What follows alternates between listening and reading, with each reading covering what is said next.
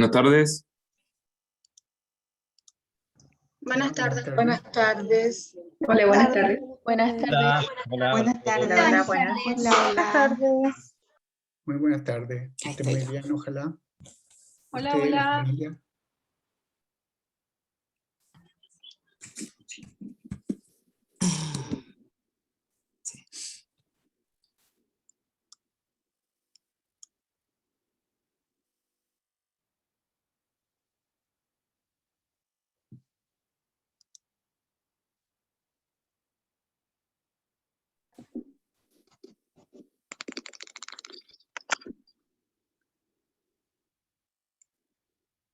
Se va a iniciar con un video del Departamento de Educación Continua de la Universidad de Santiago de Chile.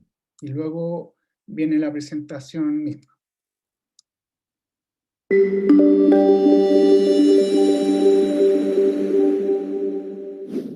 La Universidad de Santiago de Chile, como institución pública comprometida con la calidad de la enseñanza y la transformación del país, sitúa a la educación continua en un rol fundamental para el desarrollo de las personas y la sociedad, desde un enfoque de aprendizaje a lo largo de la vida.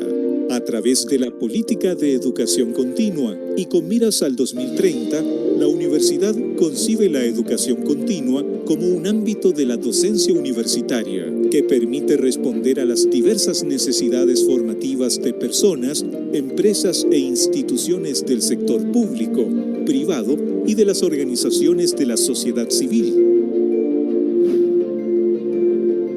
aportando con una amplia propuesta de programas al desarrollo regional del país y a la solución de problemáticas del ámbito internacional, con un enfoque de excelencia académica y pertinencia. ¿Cuáles son los principales propósitos de nuestros programas? Desarrollar competencias acorde al mercado laboral. Actualizar conocimientos técnicos específicos. Contribuir a la formación integral de las personas.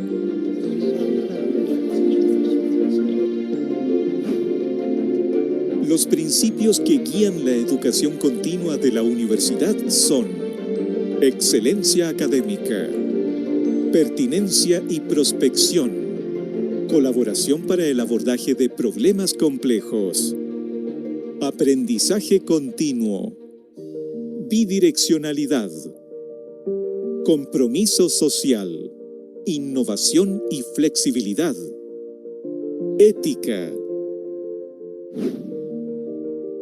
Conoce más de la política de educación continua en nuestro sitio web y redes sociales.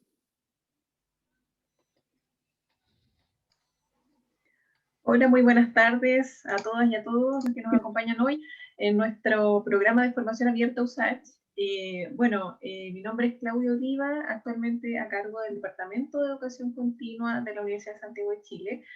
Y bueno, en nombre del equipo del departamento quiero darles también la más cordial bienvenida a esta instancia que hemos abierto para ustedes. Esta iniciativa es un trabajo en conjunto que hemos desarrollado desde el Departamento de Educación Continua en colaboración con las distintas facultades y unidades académicas que desarrollan programas de diplomados, postítulos y cursos en nuestra universidad.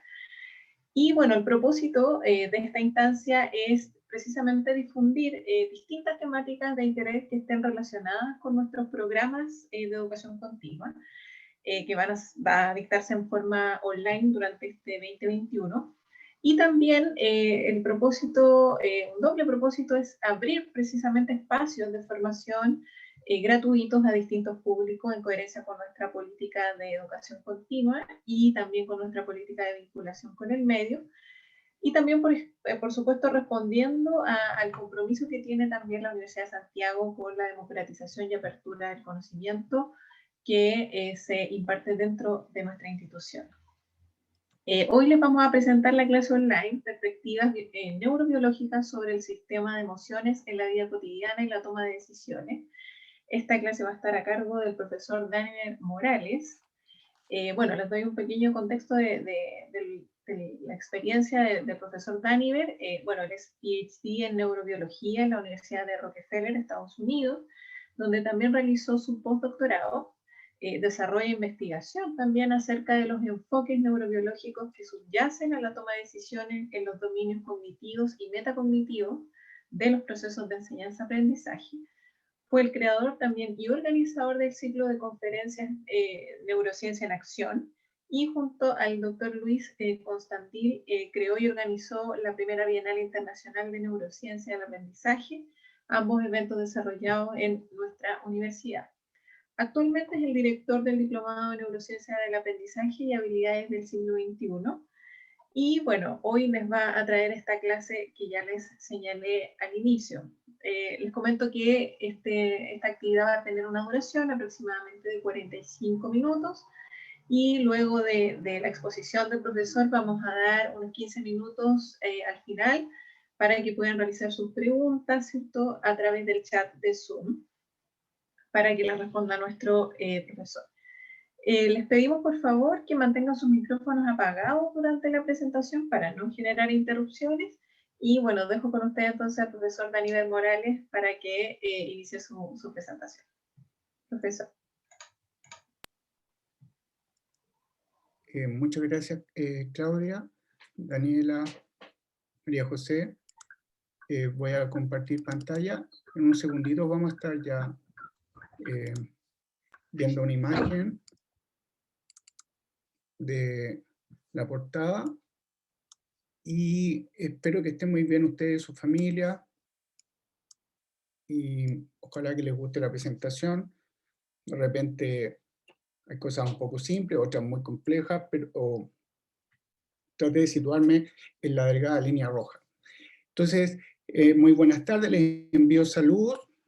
La idea es tener una perspectiva de cómo opera el sistema nervioso en aspectos del sistema de emociones, que también se le llama sistema límbico, dando algunos ejemplos de la vida cotidiana y también teniendo de reojo la toma de decisiones, que es un aspecto vital en el día a día.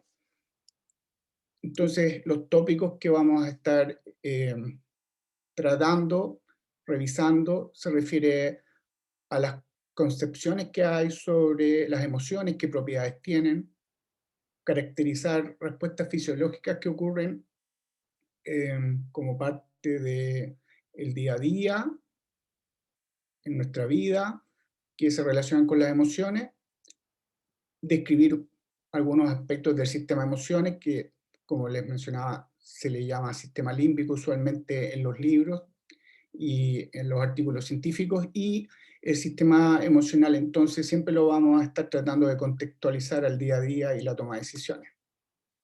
Entonces, un aspecto inicial es que día a día nosotros vamos encontrando en distintas situaciones aspectos que son emocionantes, y es bastante cotidiano el relacionarnos con emoticones, que hoy en la actualidad se llaman emojis, para todo tipo de comunicación, por ejemplo, vía chat, telefónica, chat de redes sociales, y básicamente estos emoticones forman parte ya de un acervo cultural prácticamente, y como les decía, en la actualidad se llaman emojis, que es un término sumamente Pikachu, Pokémon, pero que en el fondo está reflejando que el lenguaje visual también tiene una dimensión que captura muchos estados. Y, por ejemplo, acá tenemos a Heidi, un monito animado muy antiguo. Ella está muy feliz con su abuelito acá. Como no, hay cordillera, hay paisajes muy lindos, naturaleza, y este estado responde a una serie de aspectos fisiológicos que están sucediendo cuando en algún momento nos exponemos a una situación que nos da placer, que nos conecta con la naturaleza, por ejemplo, en este caso. Ahora, en otros casos, como Violet Evergreen, típicamente los monitos animados japoneses, de repente la pupila les hace así, y lloran, y uno también como que tirita, se conmueve. Y entonces las emociones forman parte de nuestras respuestas momento a momento, y el sistema nervioso controla muchos de esos aspectos. Y básicamente quiero invitarles a tener una perspectiva global primero de el sistema nervioso y un contexto más amplio que sería un contexto macro, y de ahí ir a lo meso y lo micro. Primero el sistema nervioso en general y el cerebro en general primero han evolucionado a lo largo de miles de años, entonces las emociones han tenido que conectarse con una serie de aspectos que son ancestrales. Los primeros seres humanos, por ejemplo, las primeras tribus, imagínense la emoción que tuvieron los primeros humanos que pudieron hacer fuego y estar en un espacio más cálido. Y ese aspecto macro influye porque entonces han habido una serie de procesos evolutivos que han tenido que relacionarse con la sobrevivencia de las personas, la reproducción, el cuidado de unas con otros, y ese aspecto macro se complementa con elementos de nuestro día a día, la historia personal, que va desde que nacemos hasta que fallecemos, básicamente, y aquí se concatena nuestro presente, básicamente, que por supuesto tiene una dimensión de memoria hacia atrás, el pasado, y tiene dimensiones hacia el futuro, como nos proyectamos, y está en el micro está el día a día, que a veces es nublado variando parcial, a veces no es tan soleado, a veces estamos un poco confundidos, sintiéndonos un poco oscuros, pero otras veces estamos fluctuando entre uno y otro aspecto. Ahora, el sistema nervioso en general modula una serie de elementos que tienen que ver con lo fisiológico que le pasa a la persona y con el sistema emocional mismo, que forma parte de uno de los varios sistemas que están formando el sistema nervioso. Y hay varias estructuras que vamos a estar mencionando: la corteza orbitofrontal, la corteza cingulada anterior, la amígdala, por ejemplo, son áreas que interactúan formando distintas redes de neuronas, grupos de neuronas que entonces realizan en conjunto ciertas operaciones. Y la paradoja es que, no obstante, el sistema nervioso se construyó a partir de cambios a lo largo de miles de años, en nuestro día a día la situación está invertida. Nuestro día a día es lo que en el fondo tiene mayor preponderancia, lo micro, el momento, o el conjunto de días que están cercanos. Y lo macro, que podría ser en este caso dimensiones evolutivas, tienen menor relevancia. Ahora, las emociones se van a relacionar directamente con aspectos contextuales, el contexto que nos rodea, el ambiente, y también elementos culturales que van a variar también de país a país, de región a región, continentes a continente. Entonces, esos aspectos los vamos a concatenar con algunos elementos que son intrínsecos a lo que realiza el sistema nervioso, y nos permite conocer, nos permite pensar, nos permite razonar, nos permite planificar nuestra vida, planificar el día a día, planificar el hogar, el trabajo.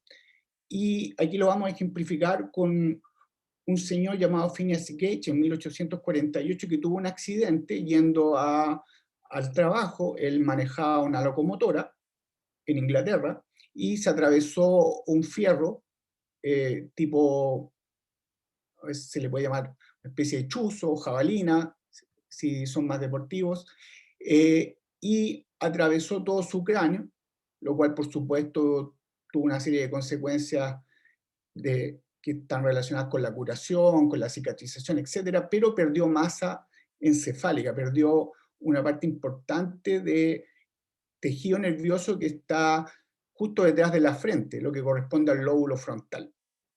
Y esta persona, que era muy metódica, muy ordenada, usualmente sus amigos comenzaron a describir que había perdido una serie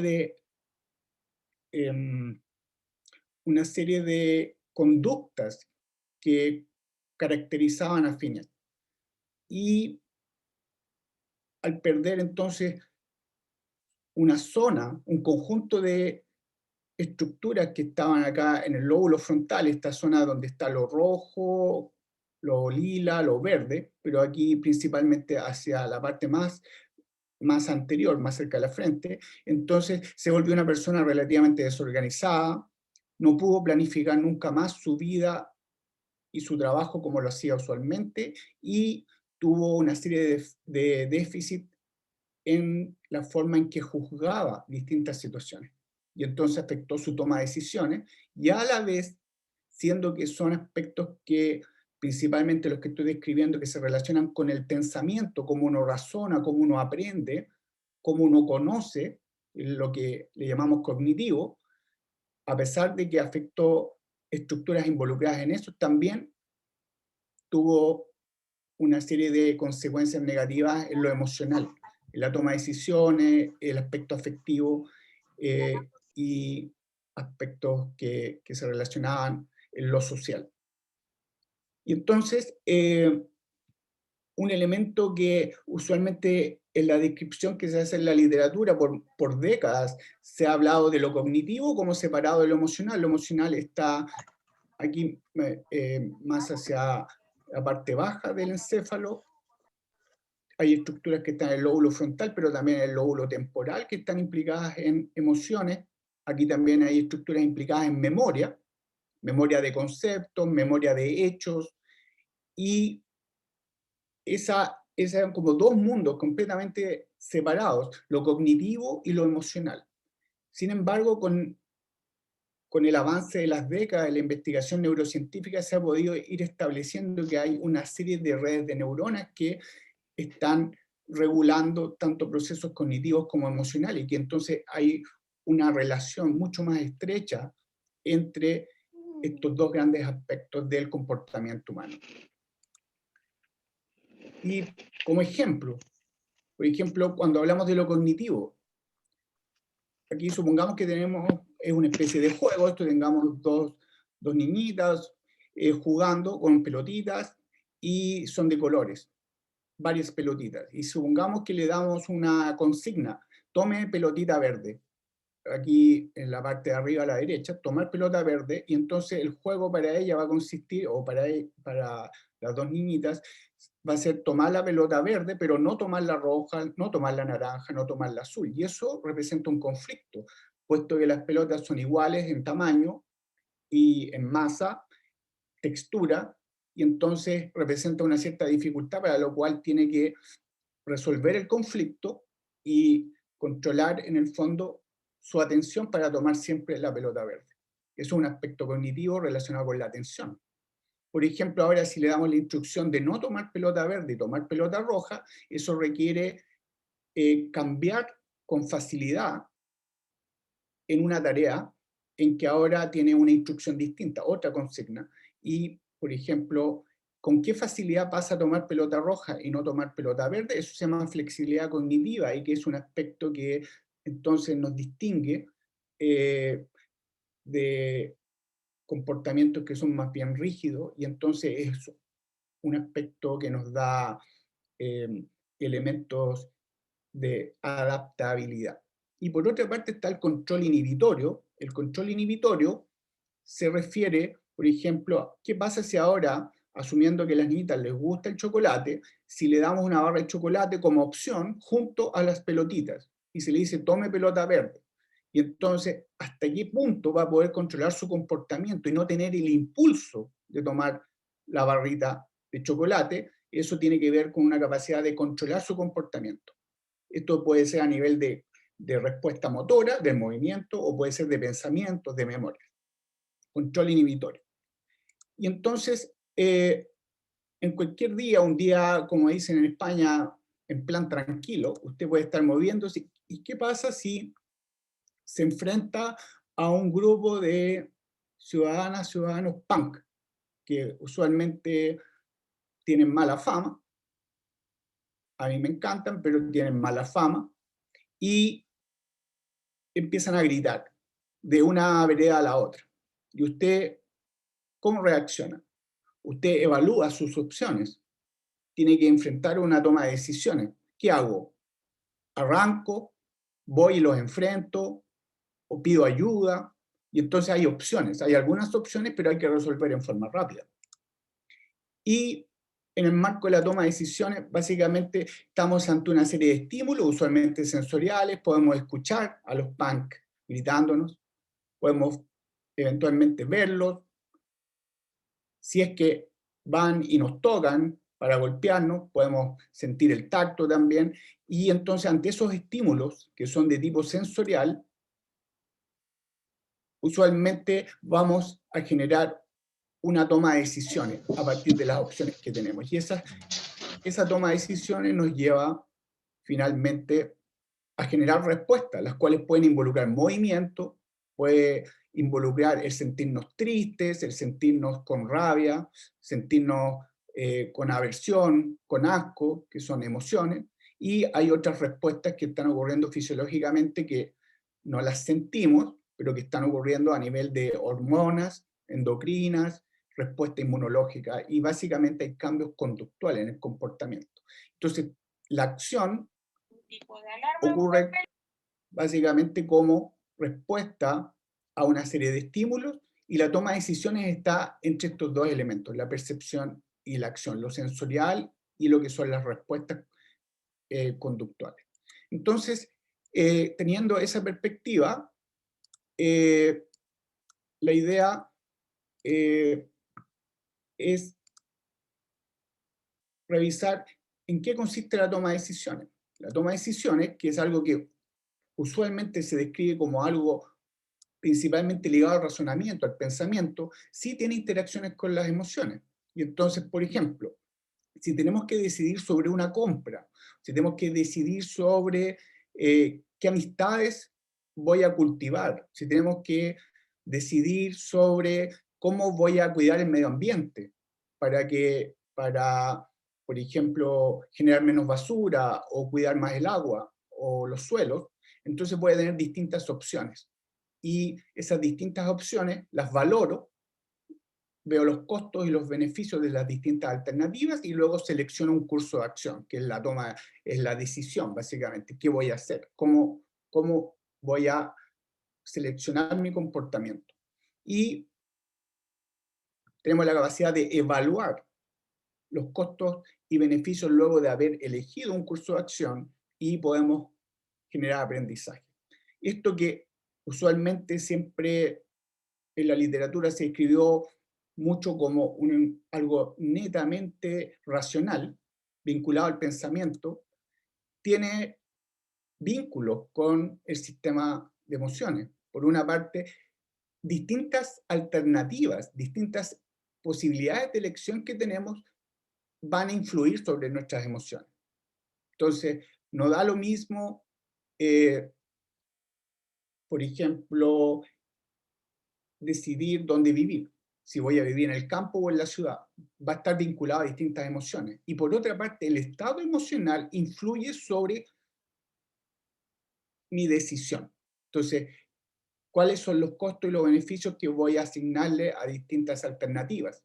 Y al final, cómo tomo la decisión va a estar influido muchas veces por el estado emocional. Si estoy triste, si estoy con rabia, puedo decidir de manera distinta a cuando estoy sintiendo placer, por ejemplo. Y entonces, el sistema de emociones es sumamente complejo, tiene muchas estructuras en el sistema nervioso, en el encéfalo en particular, lo que le llamamos el cerebro, y responde a muchos tipos de estímulos y genera muchos tipos de respuestas coordinadas. Entonces, por ejemplo, ¿qué tipos de estímulos? Si tenemos dolor, eso se va a conectar con respuestas emocionales. Entonces, hay estímulos que son dolor, que puede ser en un momento un dolor agudo, o puede ser un dolor persistente, crónico. Puede ser, por ejemplo, que disminuya la concentración de glucosa en la sangre, puesto que llevamos muchas horas sin comer, por ejemplo, y entonces eso va a actuar como un estímulo sobre el sistema de emoción, y podemos sentirnos enojados, con rabia, por ejemplo, ante esa falta de alimentación, por ejemplo, y también hay estímulos externos, podemos ver caras de enojo, por ejemplo, caras de rabia, caras de placer, caras tipo Heidi, feliz, o tristeza, como Violet Evergreen. Y entonces, el sistema de emociones va a integrar múltiples estímulos. Entonces abarca una gran gama de elementos. Y a la vez la respuesta es muy compleja. Y no hay una sola estructura del encéfalo que pueda dar cuenta de cada uno de estos aspectos. Se hace integrando varias estructuras. Y entonces tenemos respuestas que son automáticas, autonómicas, que no están bajo el control de nuestra voluntad, de lo cual vamos a hablar un ratito más. Respuestas endocrinas que también vamos a mencionar. Hay aspectos que tienen que ver con la regulación del dolor. Después de que uno siente un dolor, hay analgesia que se produce endógenamente en el cuerpo y ahí se regulan elementos que tienen que ver con esa respuesta. Y también hay movimiento como respuesta a ciertos procesos que ocurren a nivel emocional. Y entonces esto lo vamos a ir describiendo, ojalá que sea de la manera más sencilla posible. Hay distintas estructuras, entonces, por ejemplo, hay áreas aquí están los hemisferios cerebrales dentro del cráneo, y aquí hay algunas estructuras que están implicadas en emociones, la corteza de la ínsula. En los hemisferios está la corteza cerebral, y aquí también está la corteza cingulada, por ejemplo, la corteza orbitofrontal. En zonas que están más profundas en el encéfalo o cerebro, están estructuras que están, por ejemplo, mediando motivación, el área tegmental ventral.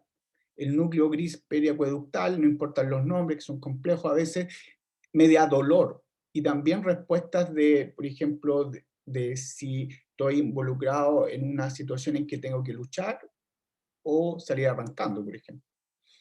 Tal hipotálamo, que media coordina respuestas endocrinas, núcleo accumbens, que está involucrado en motivación y en toma de decisiones. Entonces tenemos múltiples estructuras y forman redes neuronales, grupos de neuronas que están formando distintas vías como carreteras dentro del encéfalo, el cerebro. Ahora, ¿cómo cambiaría su toma de decisiones? Pensando en que antes fue confrontada por dos punks, si viera este baby punk o esta niña punk, pequeñita. Ahí uno probablemente no confronta la situación con miedo y quizás no con una sorpresa que vincule con un estado de alerta, sino que uno probablemente diría, eres mi sol. Y al final cambia mucho el contexto. Y la toma de decisiones siempre va a valorar esos aspectos. Y entonces, desde las emociones, vamos a ir generando respuestas fisiológicas que son diversas, múltiples y que varían de persona a persona también. Varía también las estrategias que ocupan las personas para enfrentar distintas situaciones. Entonces, un día que ya no es tan tranquilo, supongamos que aparecen estos amigos punk, pero ya multiplicados por 20 más, entonces que sean 60, 40 punk, y que se dirigen a usted. Y le empiezan a gritar, lo amenazan, y entonces, ¿qué tipo de respuestas se pueden producir en el día a día, por ejemplo?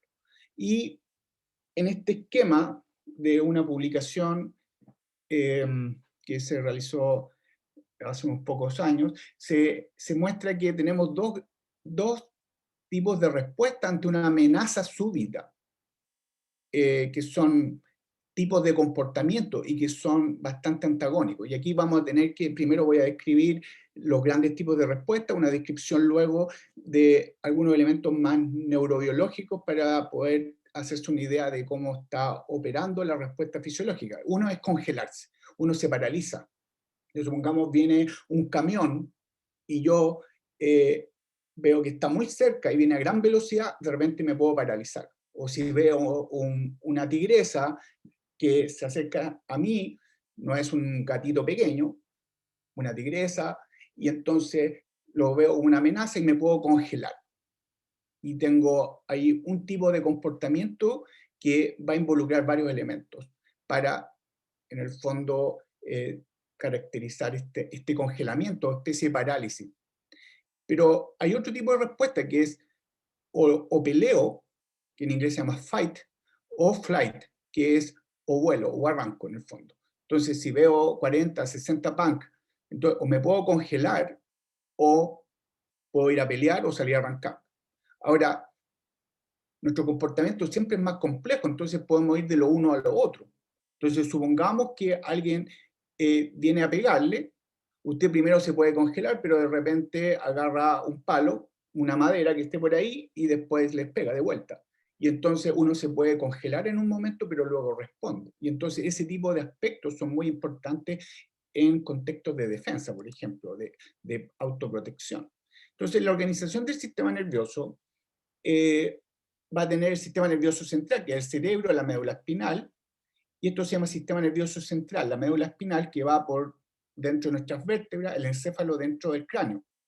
Y tenemos una serie de nervios que van hacia los brazos, hacia las piernas, hacia el tronco, y hay estructuras del sistema emocional que desde acá, desde el encéfalo del cerebro, van a estar controlando una serie de respuestas, por ejemplo, la ínsula, la amígdala, el hipotálamo, las cortezas que mencionamos previamente, y a la vez tenemos componentes del sistema nervioso periférico que están fuera de los límites de la médula espinal y del cerebro, o sea, que están hacia acá saliendo, en que hay neuronas que proyectan axones que finalmente van a hacerle cuchicuchi, por ejemplo, a musculatura lisa, por ejemplo, asociado a las arterias, por ejemplo, o al corazón, a las fibras musculares del corazón.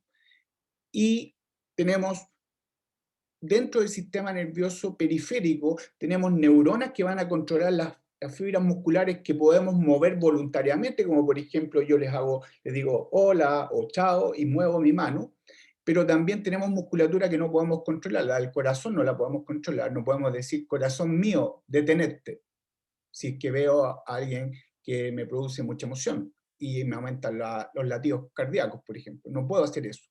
Y eso tiene que ver con que además de controlar la musculatura esquelética voluntaria, se controlan otros tipos de estructuras en el organismo que no tienen control voluntario. Y entonces son automáticas en cierta manera, y eso se llama sistema nervioso autónomo. Y está organizado con un componente que se llama parasimpático y otro simpático. Y eso lo vamos a escribir luego para dar una idea. Por ejemplo, ¿qué acciones hace el sistema nervioso simpático? Si usted enfrenta una amenaza, se le van a dilatar las pupilas. Se le va a secar la boca, porque disminuye la salivación. Aumenta la frecuencia cardíaca, los latidos. Usualmente se tensan más los músculos, puede aumentar la presión arterial sin que usted lo sepa, y se inhibe la digestión, por ejemplo. Y eso lo hace el sistema nervioso simpático que está aquí a la izquierda. Y el parasimpático es un sistema que también es autónomo y contrarresta la acción del simpático. Son recíprocos, opuestos, complementarios en muchas de las variables fisiológicas. Entonces, el parasimpático va a relajar, por ejemplo, y entonces va a aumentar la digestión, va a aumentar la salivación, va a volver la pupila a una condición no dilatada y va a disminuir los latidos por minuto del corazón. Entonces, finalmente, tenemos dos componentes del sistema nervioso periférico que son de tipo automático, que regulan muchas de nuestras variables fisiológicas del día a día, la frecuencia cardíaca, la presión arterial, la salivación, la digestión, etc. Y eso, ¿por qué es relevante? Porque si usted enfrenta a un grupo de punk que le están gritando y que la pueden estar amenazando, entonces va a tener justamente una serie de cambios que están llevados a cabo por el sistema nervioso simpático, que es una respuesta rápida, en que los músculos se tensan, aumentan la frecuencia cardíaca, lo que habíamos descrito, se dilatan las pupilas, se aumenta la transpiración, la presión arterial aumenta, por ejemplo, y toda esta musculatura se contrae bastante, mucho de la musculatura del cuerpo uno la siente apretada. Y esto cuando enfrentamos a un grupo de punk y la respuesta nuestra es, bueno, los enfrento o salgo corriendo. Y entonces cuando salgo corriendo ocurre todo esto también. Si los enfrento o salgo corriendo. Y eso es un tipo de respuesta defensiva, protectora, en que hay una adaptación fisiológica ante una amenaza. Ahora, el otro tipo de respuesta que habíamos mencionado en el día a día puede ser que me paralice. Entonces aparece una tigresa o un camión que está muy próximo y entonces puedo tener una hipomovilidad, o sea, me paralizo básicamente, tengo una disminución en mi reacción a lo que está ocurriendo en el medio ambiente y los músculos no me responden. Y esto puede durar varios segundos. Y entonces, esta respuesta es una respuesta que básicamente está realizada por el sistema nervioso parasimpático. Entonces están funcionando de una manera en que nos permite responder al ambiente ante ciertas amenazas de una manera diversa. En una me preparo para la lucha o para arrancar, y en otra me paralizo. Ahora, por supuesto, nuestro comportamiento es un continuo, y entonces puedo pasar de la uno a la otra. Entonces puedo responder corriendo, y después en algún momento me puedo paralizar. O puedo partir paralizándome. Si me están pegando, me paralizo de repente y no respondo, no sé qué hacer, y de repente puedo hacer un cambio a la pelea, por ejemplo, o salir arrancando. Ahora, hay otro tipo de respuesta en el día a día, que también involucran aspectos motores, pero tienen otras dimensiones también. Por ejemplo, el miedo. Existen este tipo de experimentos que usualmente se conocen mucho, los que realizó Pavlov, en que, por ejemplo, usualmente lo hizo en perros, pero el ejemplo acá, supongamos que a un animal lo condicionamos a que, por ejemplo, un estímulo auditivo que es neutral, no es ni positivo ni negativo, se asocie a un estímulo negativo, como podría ser un choque eléctrico en las patitas, supongamos. Y entonces, finalmente, después de un tiempo, ante el estímulo auditivo, un tono o una música, podría ser incluso más complejo, que era neutral, ahora se asocia negativamente a algo negativo. ¿Por qué? Porque por un tiempo ese estímulo auditivo neutral se asoció a que surgía cuando se administraba un choque eléctrico. Y entonces esto finalmente, ante ese tono auditivo, se genera miedo. Entonces el animal genera miedo. Esto también sucede en humanos, se llama condicionamiento del miedo y se genera una memoria del miedo.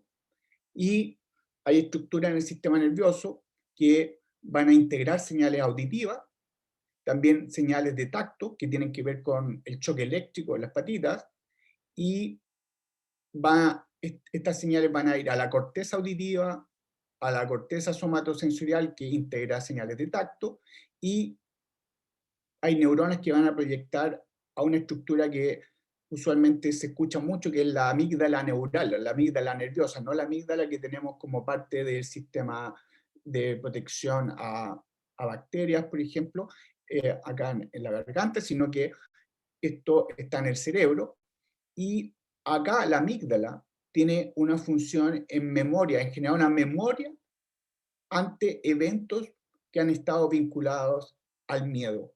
Y se genera una memoria que entonces es relativamente, puede ser inconsciente y usualmente es difícil de describir, una memoria que se le llama no declarativa, y por ejemplo, está involucrada en memoria. Nosotros usualmente tenemos estructuras que están implicadas en memoria. Por ejemplo, si yo quiero memorizar un concepto o quiero memorizar que una amiga mía tiene el cumpleaños, por ejemplo, un día como hoy, y quiero recordarlo siempre, el hipocampo va a estar involucrado, que es una estructura que está en el lóbulo temporal, en la parte más hacia el medio, y si yo estoy en una situación en que estoy adquiriendo una memoria, el hipocampo está involucrado. Pero ¿qué pasa si yo tengo una alerta, una excitación especial que está acompañando ese momento? Entonces la amígdala va a regular cuán intensa y cuánto la duración de esa memoria. Entonces, para aspectos que tienen que ver con conexión emocional, que podría ser, por ejemplo, el caso del condicionamiento del miedo, entonces la amígdala también está participando en la generación de un tipo de memoria, vinculado a aspectos emocionales. Y esto nos puede suceder en el día a día, y por ejemplo puede estar vinculado a estrés postraumático, por ejemplo, ante una situación de abuso, por ejemplo, o de golpiza, de bullying en general.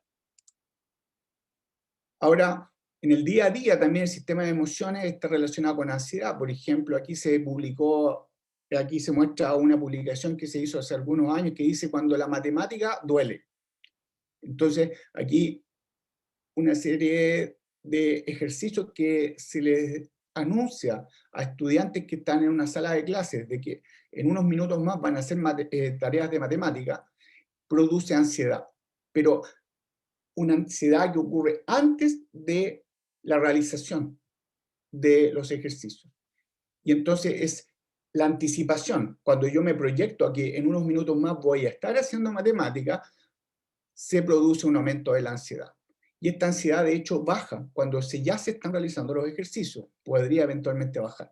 Entonces, aquí también hay aspectos que se relacionan con el sistema de emociones y más allá de la matemática puede ser cualquier situación compleja que estamos viviendo, cualquier situación difícil en que la toma de decisiones es compleja, se van a producir eventualmente algunos desórdenes del sistema emocional que lleven a que aumente la ansiedad. ¿Cuándo aumenta la ansiedad? Cuando aumenta la actividad en la amígdala y cuando el control desde estructuras de la corteza cerebral sobre la amígdala disminuye. Entonces disminuye la actividad en zonas de la corteza cerebral que están involucradas en emociones, como la corteza cingulada anterior, por ejemplo, y aumenta la actividad de la amígdala. Entonces se produce un desorden, por decir, un desbalance, una pérdida del equilibrio. Ahora, el estrés es otro caso del día a día. El estrés es una respuesta adaptativa. Perdemos el equilibrio en algo, en alguna variable fisiológica, por ejemplo, disminuye la concentración de glucosa en la sangre, baja la glicemia, o, por ejemplo, nos sentimos deshidratados, no hemos tomado suficiente agua, o nos están amenazando, nos están haciendo bullying, o estamos enfrentando un periodo de mala calidad de vida, por dolor crónico, por ejemplo, y se van a activar respuestas de tipo nervioso, y también respuestas que en biología se llaman humorales, que involucran moléculas, por ejemplo, hormonas y otros tipos de moléculas que, por ejemplo, la glucosa y otras moléculas podrían ser catalogadas como parte de una respuesta humoral. Y eso, en el fondo, el estrés es una respuesta positiva para tratar de adaptarnos a un pequeño desbalance o un gran desbalance que puede ser usualmente transitorio, y lo que se busca es la preservación fisiológica, la integridad. Preservar la integridad. Y aquí hay hartos elementos, pero primero, recordar el sistema nervioso simpático, que inhibía la salivación, inhibía la digestión, aumentaba la pupila, aumentaba la frecuencia cardíaca, aumentaba la presión. Entonces, ante el estrés, cualquier situación de estrés, eso es variable para una persona, puede ser una jefa o un jefe malo, diabólico, puede ser, por ejemplo, una toma de decisiones sobre algo familiar complejo, o puede ser una situación en que nos están asaltando, y el sistema nervioso simpático va a actuar. Pero el estrés además involucra elementos que tienen que ver con señalización por hormonas. Entonces, en nuestra vida usualmente tenemos una relación estrecha con las hormonas, sabemos que tienen una influencia importante. Y entonces existe lo que se llama un eje endocrino, un conjunto de estructuras que están formando parte del sistema nervioso central, como el hipotálamo acá, que es parte del sistema de emociones, junto con la amígdala, que es parte del sistema de emociones, con áreas corticales que habíamos mencionado previamente, que son parte del sistema de emociones. El hipotálamo coordina respuestas endocrinas y también tiene interacción con el sistema nervioso autónomo. Y el hipotálamo va a actuar sobre una glándula que se llama pituitaria o hipófisis anterior y va a estimular la producción de una hormona. Aquí, en el fondo, la pituitaria está dibujada aquí abajito. Entonces, el hipotálamo le hace cuchicuchi a la pituitaria por medio de una hormona que se llama CRH, que es la hormona liberadora de la hormona adrenocorticotropa, que está acá abajo. Entonces, el hipotálamo va a estimular a la pituitaria por medio de esta hormona, y aquí van a haber algunas células que van a poder producir, producto de esta estimulación, van a producir una hormona que se llama hormona adrenocorticotropa. Esa hormona, por ser una señalización endocrina, va a la sangre, y la sangre, como está en movimiento, lleva esta molécula por el torrente sanguíneo a una estructura que está sobre los riñones, que se llaman las glándulas adrenales o suprarrenales, por estar encimita de los riñones, y esta glándula es la glándula que va a producir la hormona que se le llama la hormona del estrés, el cortisol.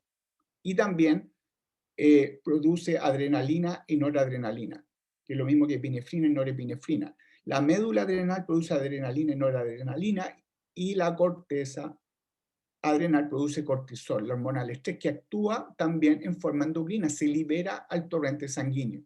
Y entonces aumenta la cantidad de cortisol que está circulando por la sangre en distintos momentos del día. Y entonces el estrés tiene una dimensión nerviosa, rápida usualmente, y tiene una dimensión ya endocrina a mayor escala de tiempo, que involucra la producción de una serie de moléculas que están regulando el estrés. El estrés puede ser agudo o puede ser crónico. Agudo, que ocurra en una ventana de tiempo corta, o que se vaya alargando por meses, y entonces que pase a ser un estrés crónico. ¿Ante qué? Aspectos familiares, gubernamentales. También depende de nuestra experiencia, de nuestro desarrollo, de nuestra genética, y las respuestas entonces van a ser variables de persona a persona. Y lo que se busca es la integridad, generando una adaptación fisiológica, y van a haber distintas respuestas a nivel de comportamiento. Una persona puede desarrollar un trauma, puede haber la generación de mucha ira, mucha rabia. Una persona puede irse al alcoholismo, a la drogadicción, puede modificar su dieta y alimentarse mal, y, por ejemplo, puede disminuir su realización de ejercicio aeróbico, por ejemplo, como respuesta ante el estrés. Una serie de estímulos. Y el estrés interfiere con las funciones que habíamos visto previamente, que se llaman funciones ejecutivas, porque tienen que ver con la planificación, con la decisión, con la ejecución, la realización. También se le llama control cognitivo, y interfieren con la atención. Si estamos estresados, nuestra atención está impactada. Nuestra capacidad para pasar de una tarea a otra está impactada. Y nuestra capacidad para inhibir nuestro comportamiento está impactada. Entonces, usualmente podemos volvernos más impulsivos y más rígidos cognitivamente con el estrés. Y el estrés, que tiene aquí un componente endocrino entre el hipotálamo, H, P, pituitaria, A, glándulas adrenales. Este conjunto de estructuras, este eje endocrino, es estimulado por la amígdala, que forma parte del sistema emocional. Entonces, si la amígdala aumenta su actividad, entonces va a aumentar la producción de cortisol a partir de este eje endocrino. Pero este eje endocrino también es regulado negativamente, se puede inhibir o disminuir su actividad a partir de actividad de la corteza prefrontal, que está acá en la parte del lóbulo frontal, también cercana a la frente, o el hipocampo, la estructura que mencionamos que tiene que ver con memoria de conceptos, de hechos. Y el estrés crónico, a su vez, cuando lo dimensionamos a nivel de su impacto en el sistema nervioso, tiene un impacto negativo sobre el hipocampo, disminuye la memoria de hechos, por ejemplo, disminuye la memoria semántica, y también disminuye, por ejemplo, algunas de las funciones cognitivas que habíamos mencionado previamente. y también un fenómeno que vamos a ver en la próxima diapositiva, que se llama extinción del miedo, disminuye la posibilidad de extinguir ese miedo que alguna vez se pudo haber generado como un condicionamiento. Y por otra parte, aumenta la memoria emocional, aumenta la agresividad asociada con la amígdala. Entonces hay una interacción en los dos sentidos. La amígdala estimula la producción de cortisol, la corteza prefrontal, el hipocampo la disminuyen, pero a la vez, si es que estamos en condiciones de estrés crónico, va a impactar estas distintas estructuras, es recíproco. Y aquí están los mecanismos de extinción de la memoria. Esto es complejo, pero vamos a explicarlo de una manera simple.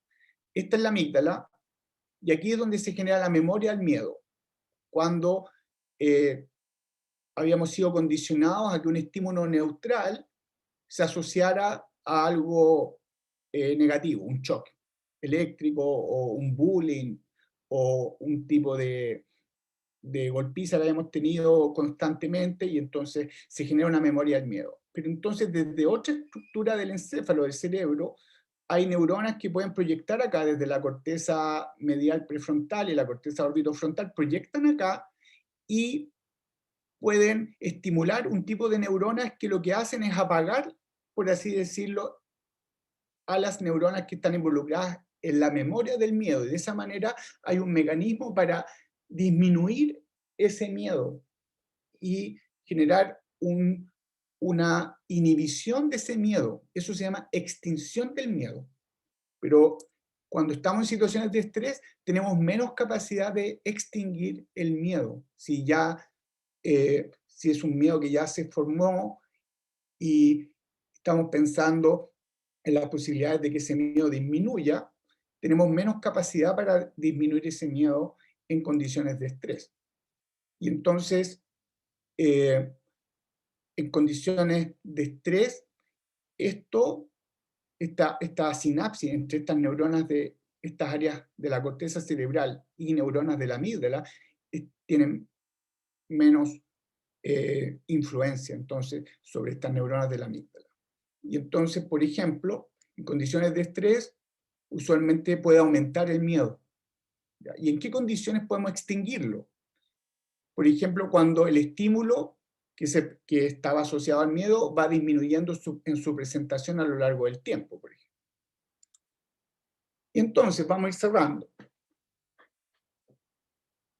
A partir de varias situaciones del día a día, hemos podido ver que se generan respuestas fisiológicas, y las emociones van a tener varios componentes. Tienen un elemento de reacción ante estímulos. Los estímulos son variables, y las respuestas de las personas van a ser variables dependiendo del estímulo, qué respuesta se va a poder generar, y eso cambia de persona a persona. Se produce un cambio en el comportamiento, y usualmente se asocia a un sentimiento. Usualmente las emociones se las describe como teniendo una energía que puede ser activadora o inactivadora, y una valencia, que es una emoción o más positiva, placentera, o más negativa, desagradable. Entonces, si estamos estresados, tensos, irritados, es alta energía, pero más bien desagradable. Si estamos encantados, es alta energía, pero más bien placentero. Si estamos en condición de serenidad, es más baja energía, y en condiciones de placer y baja energía. Ahora, esto significa que las emociones, algunas investigadoras y investigadores en neurociencia las describen como discretas, o sea, que son como unidades, como estados emocionales que se pueden diferenciar unos de otros. Sin embargo, eso genera mucho debate, y hay una serie de investigaciones que se han hecho que describen que hay, en el fondo, varias clases de emociones. Algunas que son básicas, que son rápidas, que son no conscientes, también se le llama emociones primarias, que se responde, por ejemplo, con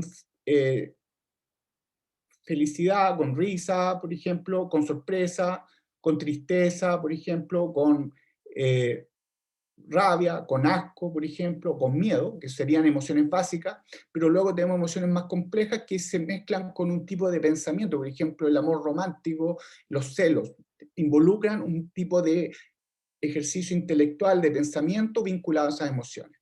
Y están otras emociones que se consideran que no son fáciles de describir como así unidades, sino que son más bien continuas. Por ejemplo, que uno se sienta feliz y triste al mismo tiempo porque hacen 30 grados en el verano, o con la lluvia, uno se puede sentir feliz y triste. A lo mejor la lluvia a usted le pone en una situación de tristeza, pero a lo mejor se siente feliz también porque va a caer agua, y si está en una ciudad donde hay poca agua, entonces da felicidad. Y también, por ejemplo, ante una tigresa, una persona puede salir corriendo, pero otra persona eventualmente puede ir a hacerle cariño. Entonces, también hay estados emocionales que son más duraderos y que pueden durar varias horas, o puede ser el estado emocional que va a estar en el día, durante el día, y es una clase de emociones que se distinguen de estas otras dos. Síntesis, para ir finalizando, entonces tenemos: las emociones son gatilladas por estímulos, son importantes desde la historia humana y de otros animales para la sobrevivencia, la calidad de vida, la reproducción, el cuidado entre nosotros, permiten aprender del medio ambiente y del pasado. Evolutivamente, en la historia, a lo largo de miles de años, se han relacionado entonces con el cuidado, la reproducción, la sobrevivencia. Las emociones son encarnadas, se sienten, están corporalizadas, se reconocen fácilmente muchas veces, influyen en aspectos del pensamiento, y también tenemos elementos que están relacionados con sentimientos. La emoción se conecta con sentimientos, que hay investigadores que los definen como la experiencia subjetiva de una emoción. Entonces, hay un elemento de respuesta fisiológica, una respuesta conductual y un sentimiento que va a ser una experiencia subjetiva en torno a esa emoción. Y hay varias estructuras del sistema de emociones que realizan distintas funciones: amígdala, por ejemplo, comportamiento emocional, el miedo, la memoria no declarativa, que habíamos hablado, vincular condicionamiento por el miedo. Distinguimos distintos tipos de caras, si van a ser de sorpresa, si van a ser de miedo o de ira, por ejemplo. La corteza de la ínsula integra dolor, también aversión, por ejemplo.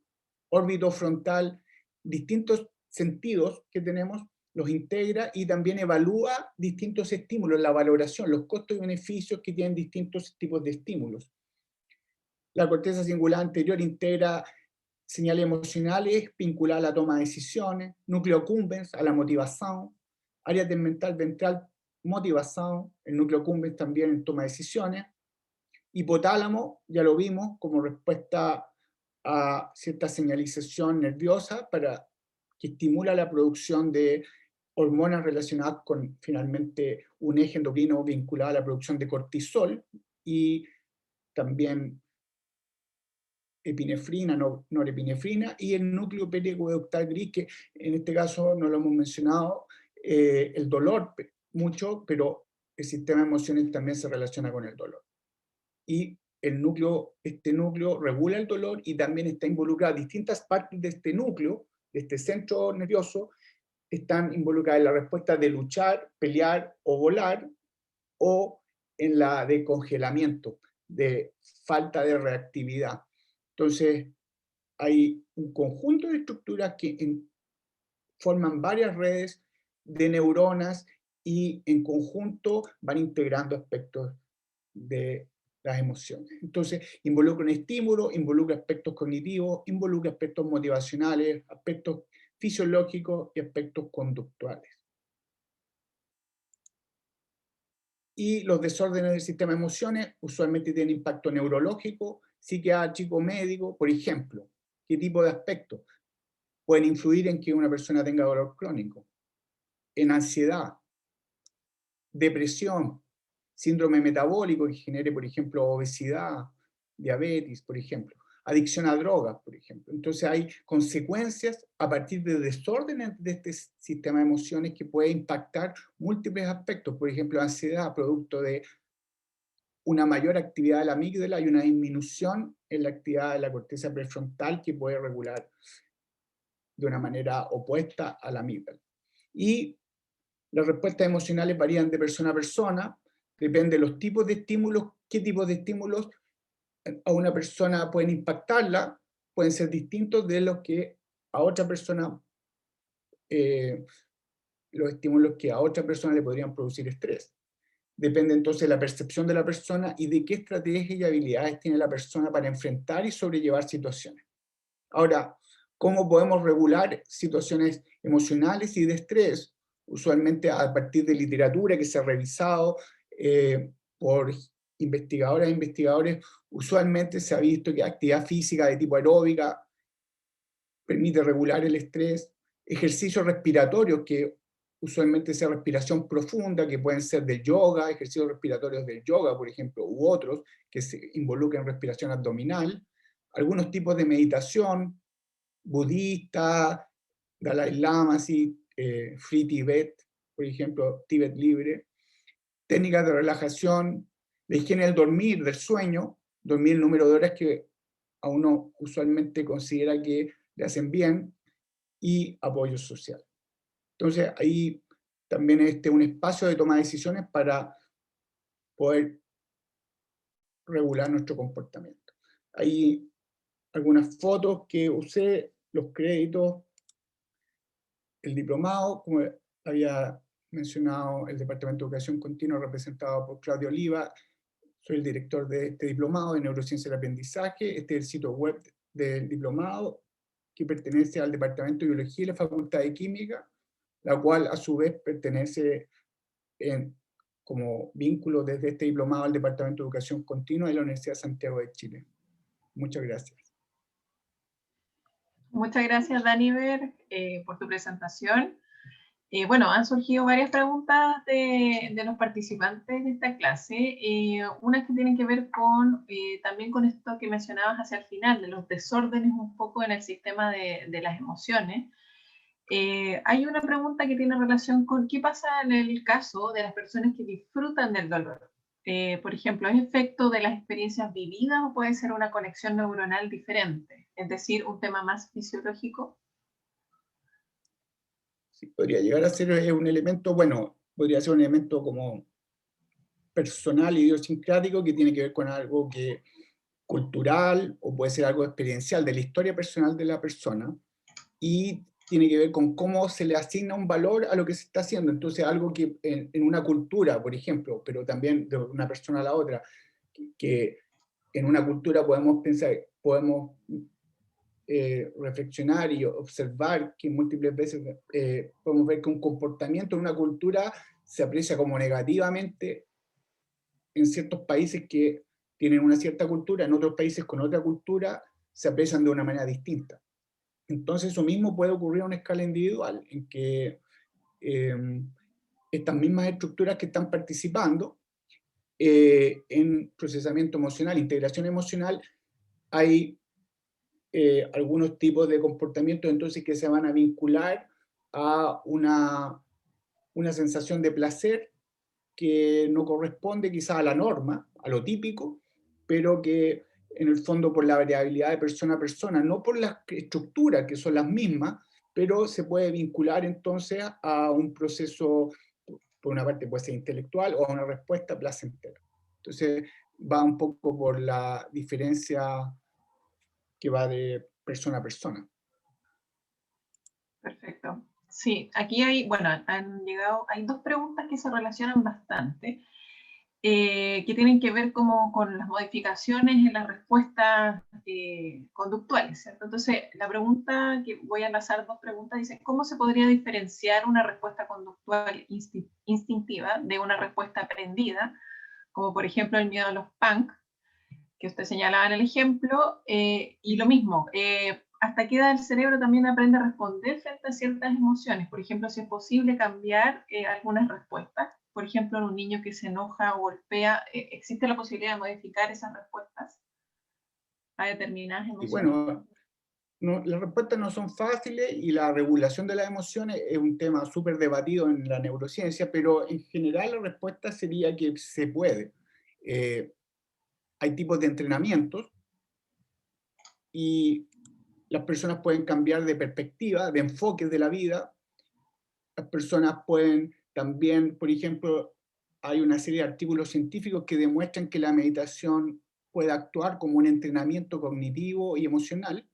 Hay tipos de meditaciones, por ejemplo, al estilo Tibet, Dalai Lama, Free Tibet, por ejemplo, que en este caso son meditaciones que están vinculadas a la compasión, a generar estados de compasión que pueden perdurar en el tiempo y que pueden cambiar la forma en que una persona responde a distintos estímulos. Entonces, una persona en un momento dado, ahora yo respondo negativamente ante presiones laborales, presiones políticas, lo que usted piense, lo que sea relevante para usted, pero luego de yo entrenarme en ciertos tipos de meditación que, por ejemplo, pueden acentuar el aspecto compasivo, generar compasión, finalmente se produce una reestructuración al estilo plasticidad cerebral que lleva a que las personas puedan ir respondiendo de distinta manera. También, por ejemplo, hay culturas indígenas en México que pre-conquista, periodo de conquista española, y después posterior a la conquista española, que tenían técnicas, desarrollaron técnicas, como dijeron, la cultura yaqui, que desarrollaron técnicas para poder también hacer una regulación de las emociones a partir, por ejemplo, del enfoque, de la manera en que se percibe la vida, cómo usted se enfoca ante la vida. Y entonces, a partir de una serie de ejercicios, técnicas, se puede llegar a regular esto. También relajación, necesariamente si usted hace ejercicios respiratorios o hace técnicas de relajación, practica yoga, sale a trotar, supongamos, por decir algo, pueden impactar de vuelta y modificando la reactividad, por ejemplo. Entonces, sí son modificables. Ahora, ¿hasta qué punto? Bueno, va a depender de cuánto esfuerzo se le ponga, encontrar el conjunto de técnicas que puedan ser buenas para usted, para que quede como un acervo de estrategias, como un conjunto de estrategias, y ahí en el fondo vamos a tener varios elementos que van a influir. Claro que sí. Tenemos más preguntas, Daniver. Pregunta alguien sobre el rol de la tiroides en el sistema nervioso y por lo tanto en los niveles de estrés. ¿Cuál es la relación? ¿El rol de qué? Perdón. El rol de la tiroides en el sistema nervioso. El rol de la... Por ejemplo, ¿cómo influyen los niveles de estrés? Ya, tiene un efecto general primero en el metabolismo, lo que se llama el metabolismo basal, por ejemplo, el consumo de oxígeno que tienen las células por unidad de tiempo, supongamos, podríamos decir, consumo de oxígeno por hora o por minuto, supongamos, y eso es estimulado por las hormonas de la tiroides. Entonces, afecta el metabolismo general, por así decirlo. Ahora,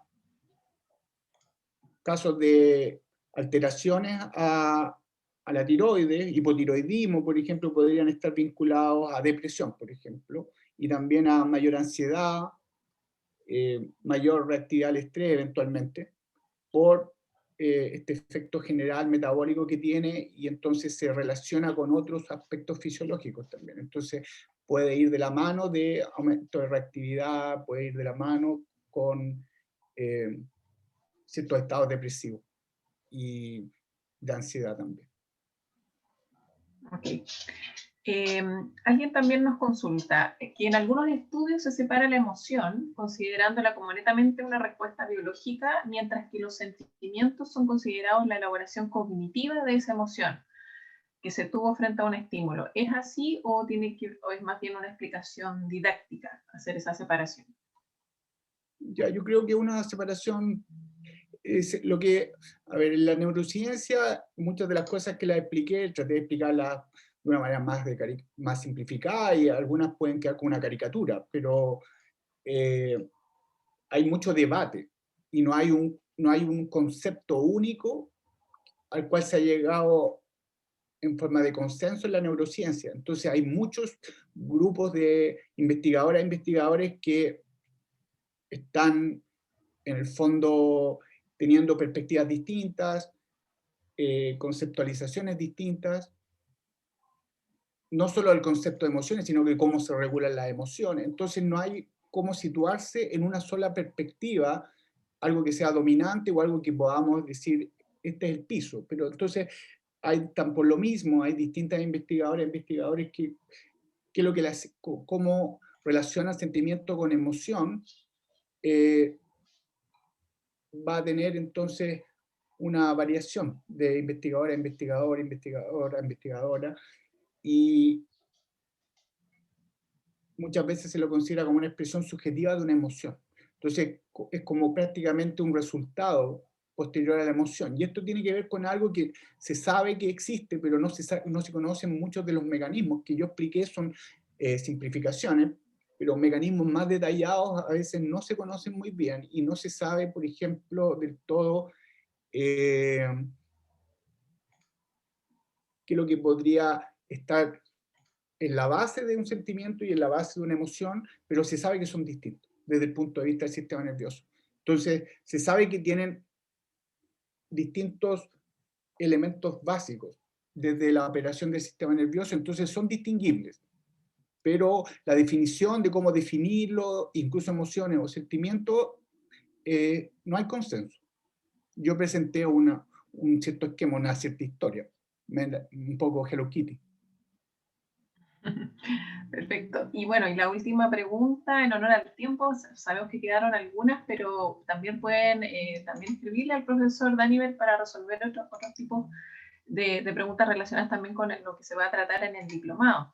Y la última pregunta que tenemos es, bueno, ya que he mencionado las técnicas de meditación o relajación como parte de cierto de estas estrategias para enfrentar y sobrellevar ciertas emociones y estímulos, estos entrenamientos, por ejemplo, para cultivar la compasión, la meditación y la respiración profunda, ¿tienen algún efecto permanente de regulación emocional o dejan una huella neuronal permanente?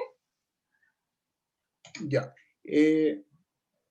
Yo creo que el conjunto de investigaciones van dirigidas a llegar a afirmar que sí.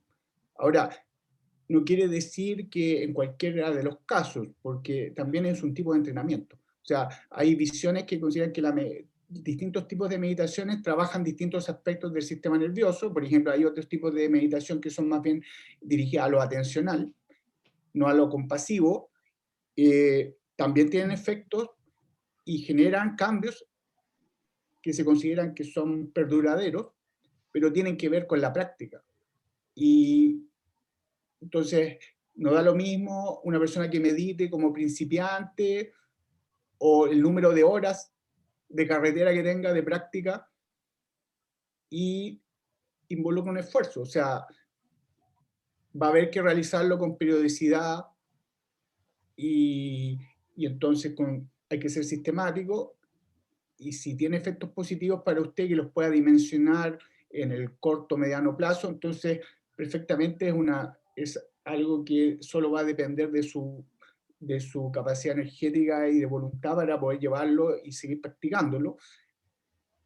Y se considera que producen cambios estructurales. Está al nivel de entrenamiento cognitivo, de otros entrenamientos cognitivos que uno podría pensar, de los cuales también hay mucho debate, porque no siempre se considera que todo programa que pretenda mejorar funciones cognitivas va a lograr eso, y hay mucha publicidad engañosa, etcétera, pero hay ciertos programas que tienden a basarse en la plasticidad cerebral que tiene el órgano, que permitirían cierta modificabilidad o mejora o mantención por más tiempo de ciertas funciones cognitivas, y dentro de eso la meditación está la síntesis o hacia dónde se está moviendo el campo de las personas que investigan este tipo de prácticas, es que produce cambios perduraderos y que podrían entonces proveer un mecanismo para la regulación a largo plazo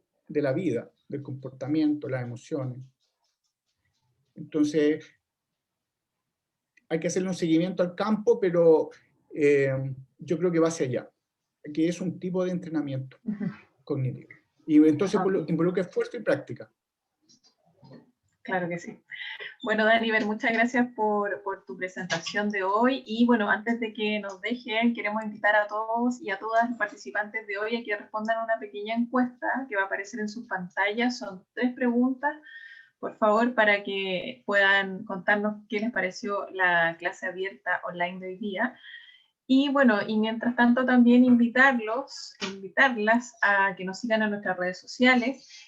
Si les interesó también esta charla relacionada con las neurociencias y el aprendizaje y las emociones, pueden visitar nuestro sitio web también en www.educacioncontinua.usach.cl para tener más información del diplomado. Bueno, el profesor Daniver también ahí dio la página específica, ¿cierto?, también del diplomado para que puedan revisar ahí los contenidos.